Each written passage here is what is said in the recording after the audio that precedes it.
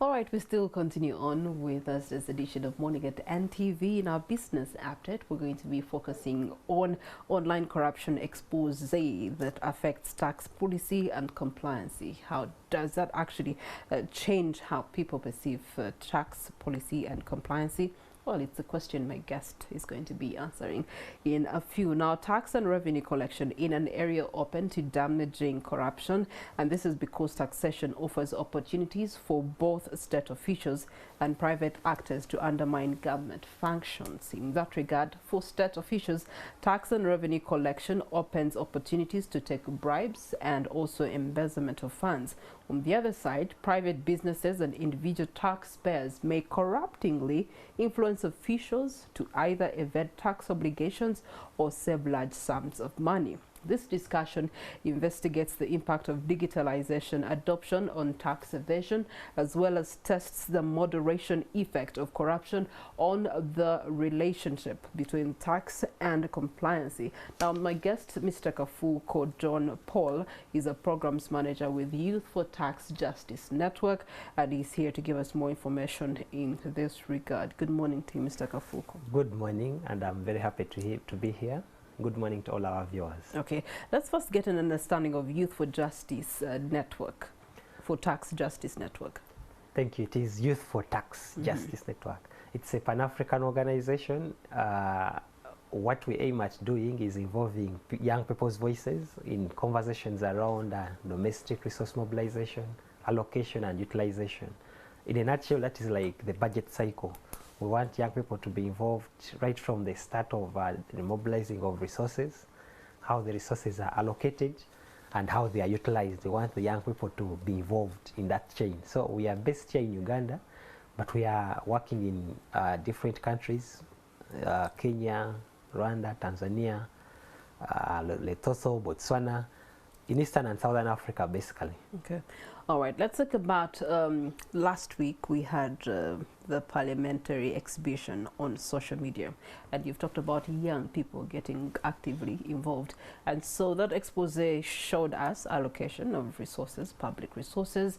It doesn't really so much speak about the mobilization, but we also know mobilization is really, it's taxpayers' money, and it doesn't speak into the utilization of these resources. But from where you're seated as an initiative for society, what is your comment on that expose? I think it's a good one. I mean, the information coming out is, I mean, it's a lot of information. It's too much to chew. We don't normally see such information in the main media platforms we are usually exposed to. So for me, I feel that it is a good thing that such information is coming out to see how our resources are being utilized, you know, whether they are being swindled or they are being used in a proper manner. I think it's a good thing. There's a lot of information coming out, but I also like the fact that you know, there's the young people or the citizenry you know, are getting to know this information, because this is information you don't usually see, and they now understand the pain of, you know, of paying the taxes. And it is similar to what I can equate it to what happened during the time we had the OTT, if you remember. People were paying directly that money, and they were feeling the pain, and they were speaking out. And for me, I think this exhibition encourages more voices to speak out against this corruption and misuse of public resources. And I feel that it's one of the ways in which we can fight corruption. You know, in as much as the fight against corruption has been left to the agencies, the IGG, the activists like us, but it affects all of us. So if someone, for example, sees that there is someone who is getting a per diem of, let's say, $4,000, they're affected. They're like, okay, I also don't earn that even in a year. Probably don't even earn that money in a year. Yeah, but because you're not Speaker of Parliament, you cannot earn the same.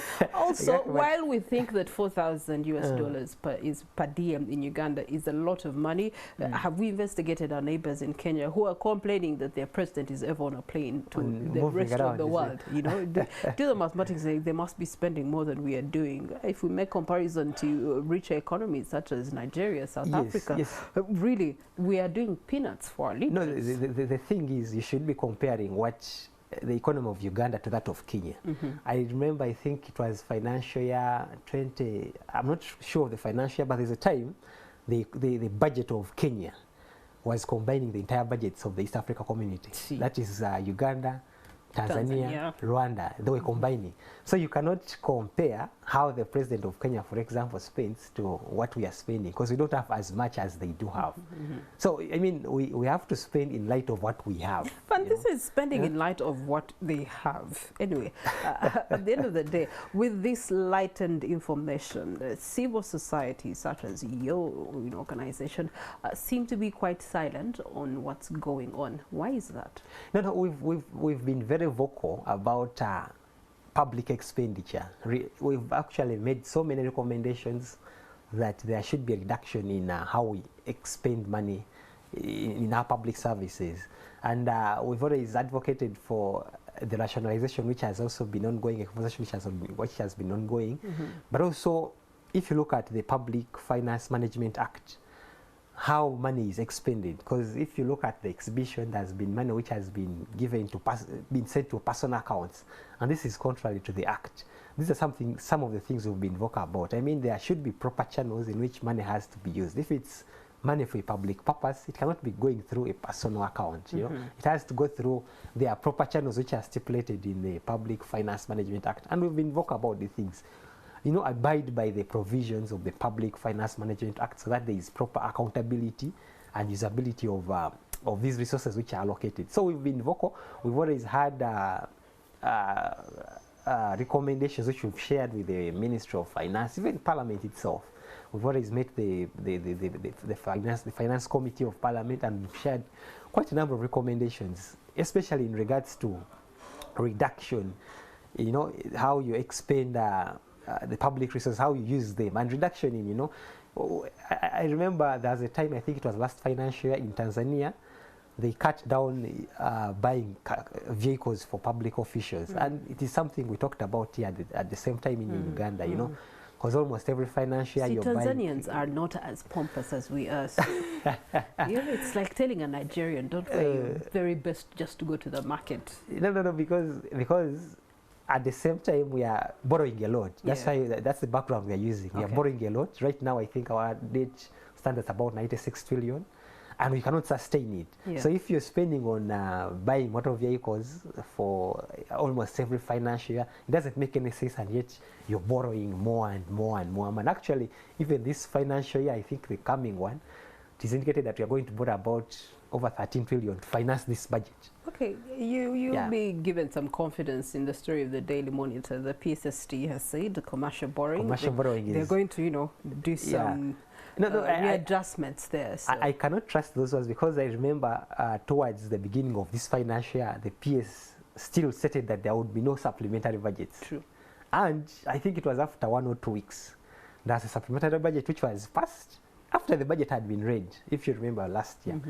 That's a supplementary which was but that supplementary budget was passed in that financial year. The new financial year had not yet come out. No, it was in the new financial year. It was actually after the passing of the budget. You should go back and read it. It was just after. All right. It's a very interesting debate we're having here. Let's talk about the element of digitalization, because I know that some entities in public service, such as PPDA, are trying to go digital in how they mobilize, they allocate and utilize resources, and also be able to increase on government business with the private sector. So in that regard, some research has shown that digitalization is definitely highly effective in reducing the tax evasion in low corruption countries compared to the high corruption countries. Is the relationship between tax evasion and digitalization adoption of businesses and people negative right now or positive? I think for now, digitization is very important because it's helping with compliance. I mean, it eases compliance. So in a way, it helps raise more revenues because, for example, I've seen URA employing it a lot. Even the PPDA, there is, you know, it eases, you know, so it becomes easier for someone to be compliant, for someone, for example, to file their returns, even to pay their taxes. But of course, digitization also has its own downside. We've also seen the IFRIS from the VAT side. It has helped URA. You could see that there were some increases in revenue from their report of last year. But also digitization is always prone to hackers. You know, you cannot rule out some of those things, hackers and I mean, everything. there's digital hackers, but even in the manual processes currently running, there are, manual hackers. They say, don't sign it, delay it for some time, award it to the other one. So, of course, there are challenges on both ends, but of course, digitization in the era we are going, it's a necessity now. You cannot live without it. So.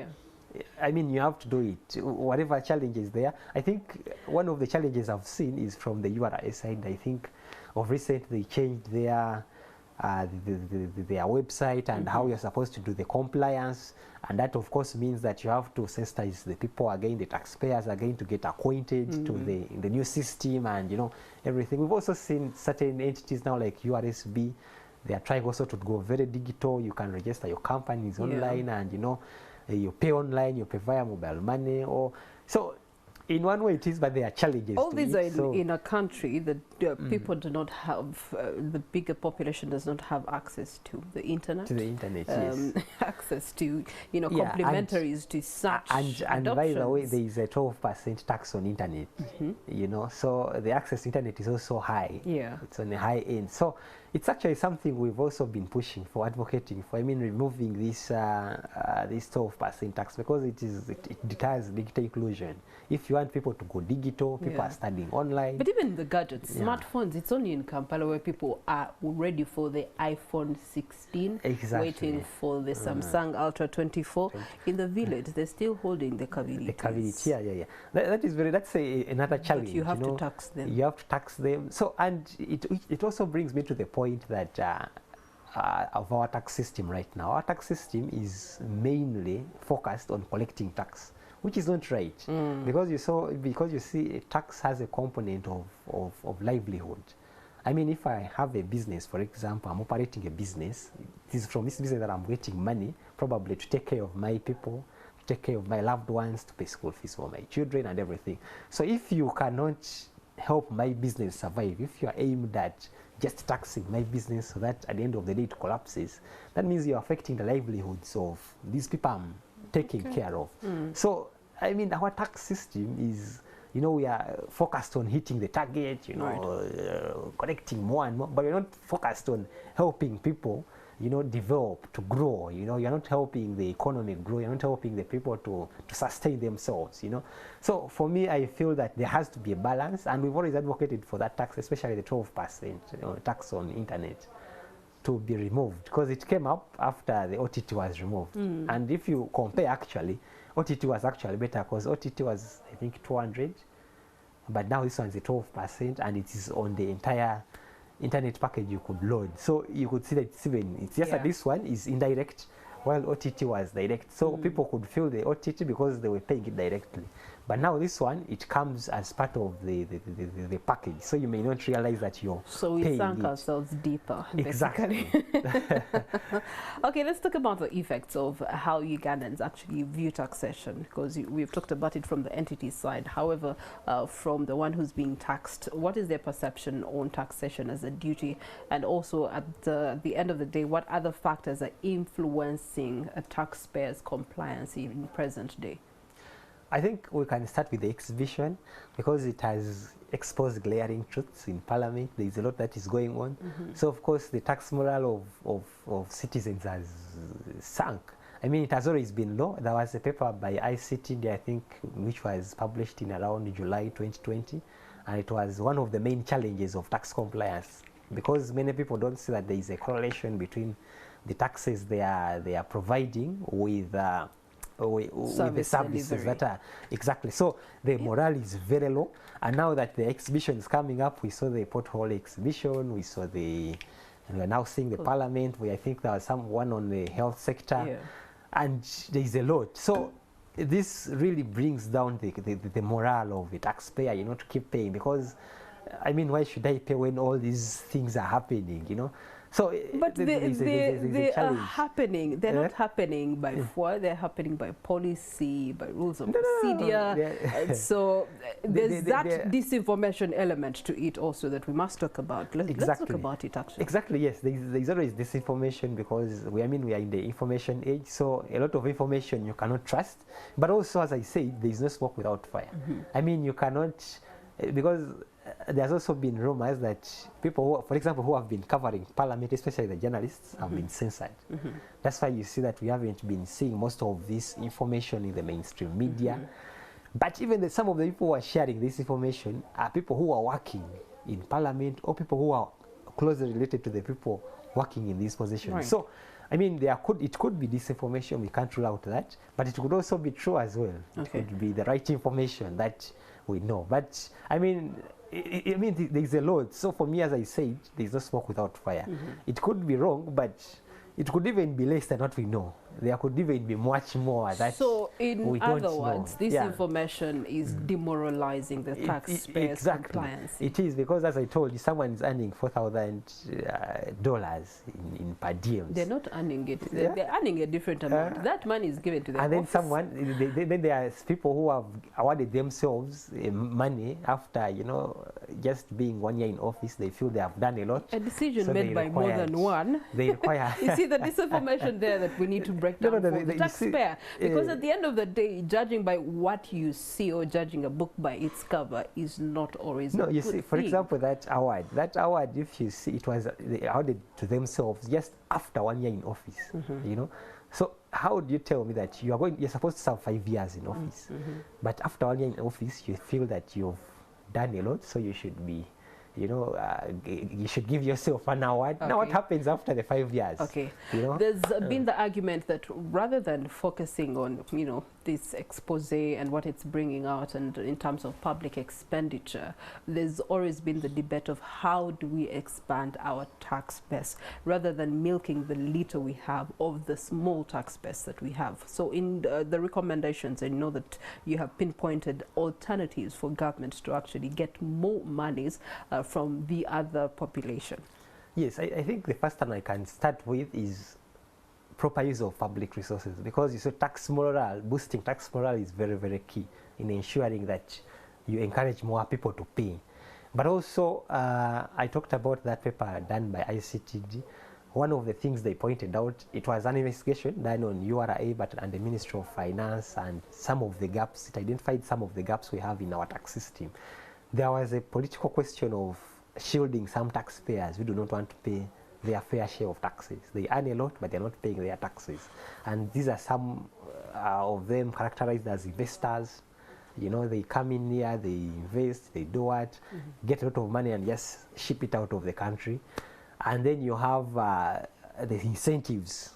Right now, if you look at the Auditor General's report from last financial year, we do not have any policy regarding the awarding, the tracking of tax incentives. And the Auditor General was very clear and said that the absence of that policy affects us, because you're giving incentives to these companies and we are not getting any return from whatever the incentives we are giving them. So we are losing revenues in this.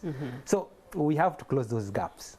If you're to give incentives, also give the small and medium enterprises, because they're also contributing to the tax basket. It's not, the incentives shouldn't only be for the ones who will be multinationals. contributing in that 10-year gap that you have given as grace period to the foreign investor. Yeah, that is very true. So, but also stop shielding those, those politically, I don't know how I can classify them, but there are those people who are always protected by the political class and they're not paying taxes. They are making a lot of money from the economy. Yes, but they are, exactly. I didn't say that one. But they are making a lot of money from the economy, but they are not remitting their taxes. And now the burden goes to the SMEs, the young people. They are the ones who are now paying the 12% tax on the internet, which is not fair. So you start by closing these loopholes, the illicit financial flows, these tax incentives that are being given out to the multinationals, and then also boosting the tax morale of the people, of the citizenry. Yeah. Okay. How do you think the government should be responding to, for example, the parliamentary exhibition right now? No, I feel, and it is a bit of, I don't know how I can explain it, but government, because these are three arms of government. Parliament is a separate arm, then there is the executive, and then, and you see there is also a challenge that some of the people who sit in Parliament are also sit in the executive. So there's even a conflict of interest there, because some of them are already implicated this side. So you cannot expect them to come to the executive and, you know, make a wise decision. But for me, if, and borrowing it from the developed economies, when such things come, you know, the people who are implicated, first of all, have to step aside, and proper investigations are done to ensure that, to verify whatever is coming out. That implication has to be by a legal entity. Exactly. That is not exactly how the Exactly. social media is regarded. And so it has to be either through the IGG or an office or anti-corruption unit. Exactly. Yeah. But you see, the challenge we have right now is that you find that some of these institutions are now compromised already. Because this information, you've never seen the IGG talk about, you've never seen probably anti-corruption unit or State House talk about it. It's coming out through social media. You've never heard the Auditor General talking about it.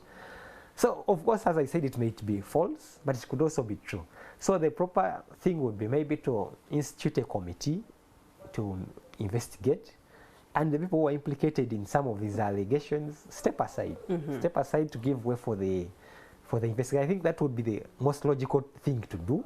I mean, that's what is usually done in most developed economies. Okay. So it would be the most logical. Right. I don't know whether it will happen, but I mean, social media, I like actually the exhibition because there are no canisters being thrown around.